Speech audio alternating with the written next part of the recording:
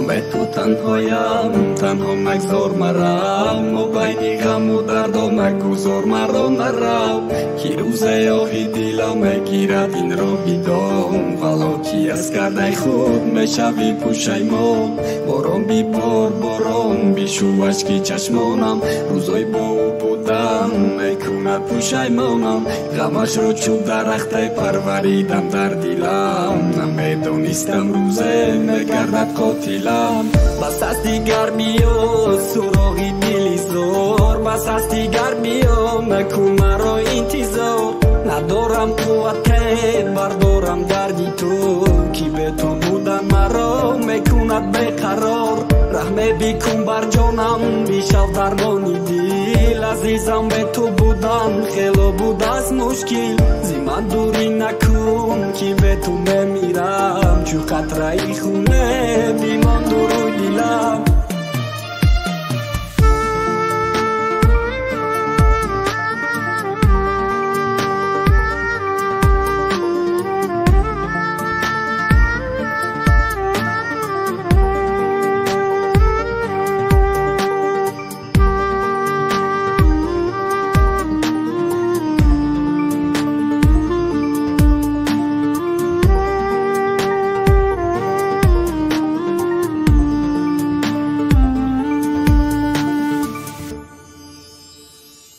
خیانتم نکن ای به وفای من، تو خود از من رفتی و در نرفتی جانی من.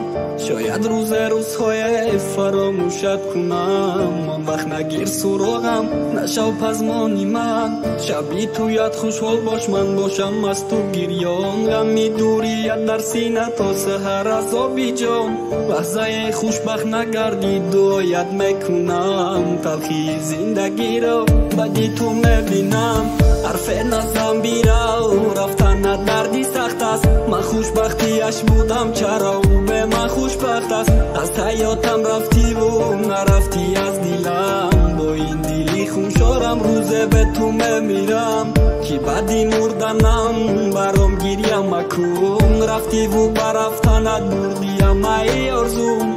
برام دعا بکن خاطری دوست داری، افسوس نخور که امروز مرا بیکردی گم.